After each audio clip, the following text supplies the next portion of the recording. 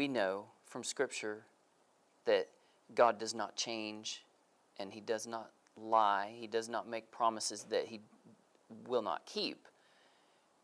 Therefore, a relationship with the Lord coming from His end is going to be authentic.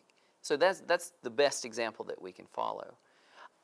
One of the verses that I learned and committed to heart was Matthew 5, where it said, seeing the crowds, Jesus went up the mountain and He sat down. As He looked out into that crowd, He saw a sea of people. He probably saw someone like me in that crowd, someone just like you, saw what you were struggling with, saw what I was struggling with. And He had a word for each one of us. As He taught the disciples, He taught us how to live and how to live with one another.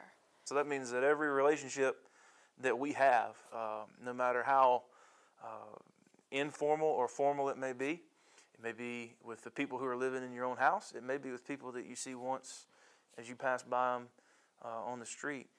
Every relationship that we have, every interaction we have with people around us is really full with implications for whether or not we're going to be obedient to show the difference that Christ makes in our life. People can tell when you're genuine or not, when you care about them or not. If you say you're praying for them and you don't, they know.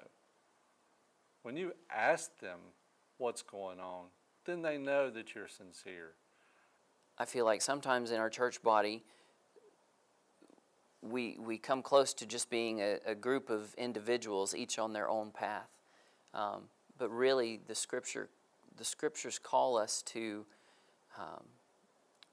not only teach and admonish one another, but to edify each other with our presence.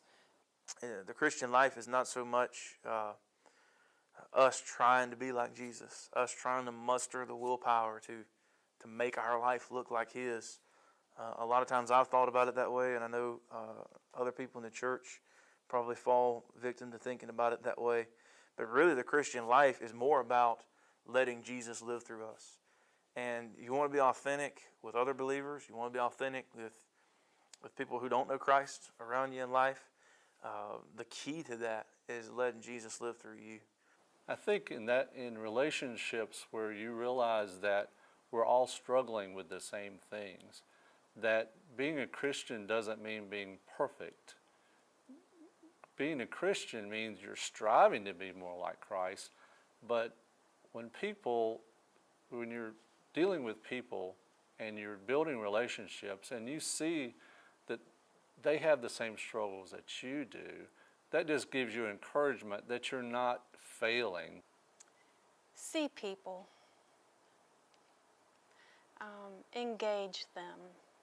And don't be afraid to share your life, your struggles, your successes.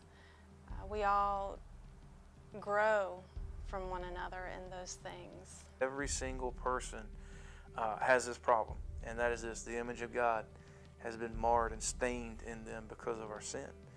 And if we're going to have something authentic, it's got to be because Jesus has changed our lives, and then as He lives through us, people see the difference He makes in our lives. They see something authentic in us that really, once they pursue that, once they get to know that, they find out it's not us, because we're just like them.